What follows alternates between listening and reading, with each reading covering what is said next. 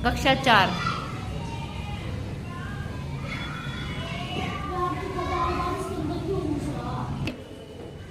पाठ 14 ओणम।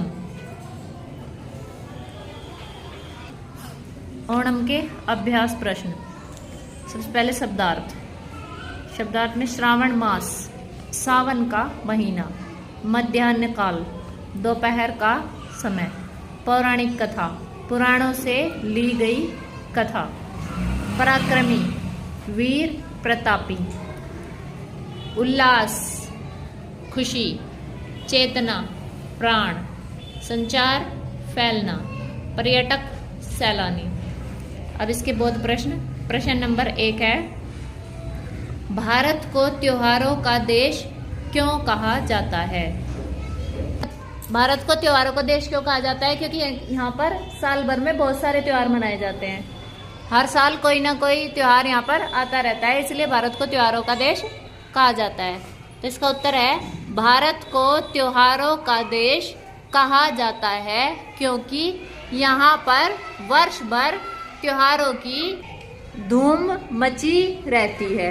जैसे होली, दिवाली, दशहरा, ओणम और बहुत सारे और भी त्योहार है जो भारतवर्ष में मनाए जाते हैं। प्रश्न नंबर 2, ओणम कब मनाया जाता है?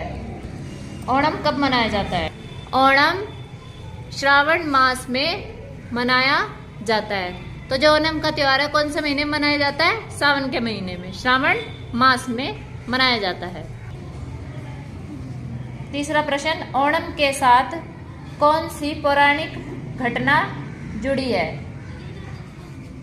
तो ओणम के साथ राजा महाबली की पौराणिक कथा जुड़ी है। राजा महाबली कहाँ के राजा थे? केरल के राजा थे।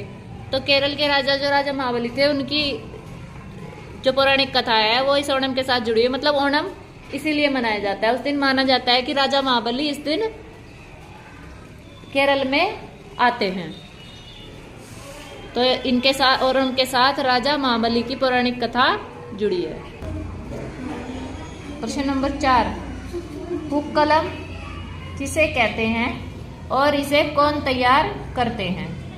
प्रश्न नंबर 4 का उत्तर है, सब घरों के आंगन रंग बिरंगे फूलों की गोलाकार आकृतियों से, जिनको फूल चक्र भी कहते हैं, गोलाकार आकृतियों से या फूल चक्रों से सजाए जाते हैं, जिसे पूक्कलम कहते हैं। इसे परिवार के सभी स्त्री पुरुष बच्चे सभी लोग मिलकर के बनाते हैं। तो क्या होता है पूक्कलम? पूक्कलम होता है जब ओणम का त्योहार होता है तो सब लोग अपने घरों के आंगन में रंग बिरंगे फूलों से आकृति बनाते हैं, गोलाकार। उन गोलाकार आकृतियों को कहते हैं पूक्कलम।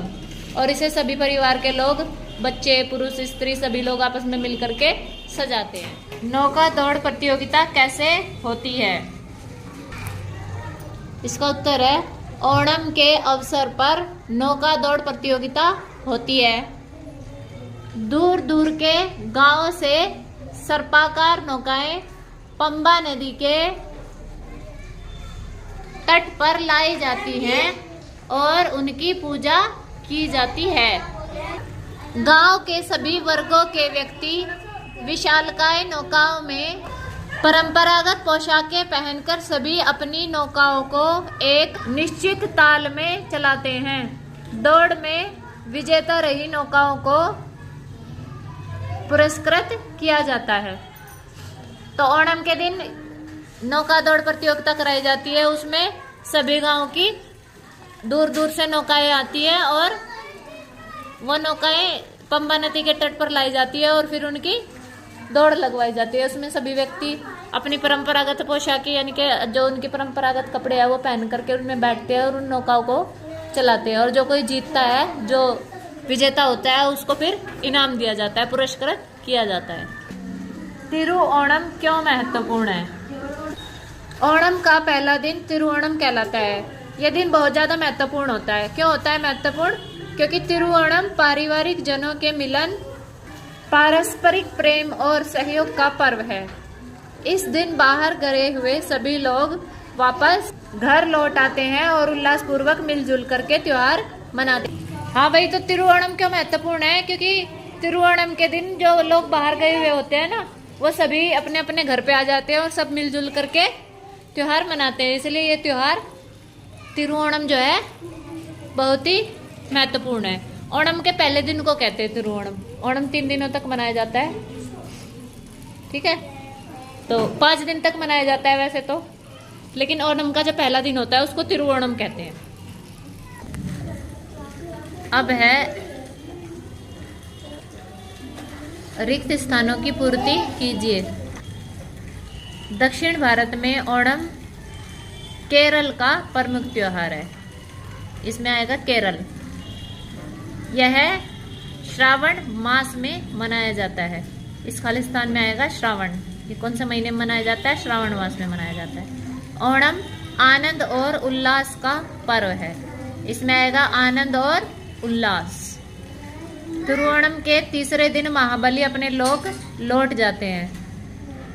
तिरुवोणम के तीसरे दिन महाबली अपने लोक को लौट जाते हैं। इसमें आएगा तीसरे दिन महाबली। कुछ विचार बताइए। ओणम का त्योहार फसलों के घर आने के समय मनाया जाता है। बताइए कि हमारे यहाँ कौन कौन से त्योहार फसल चक्र से जुड़े हुए हैं। तो ओणम का जो त्योहार है फसल से जुड़ा हुआ त्योहार है। फसल चक्र से मतलब जब घर में फसल आती है तो ओणम का त्योहार मनाया जाता है। तो ऐसे और कौन कौन से त्योहार है जो फसल चक्र से जुड़े हुए हैं?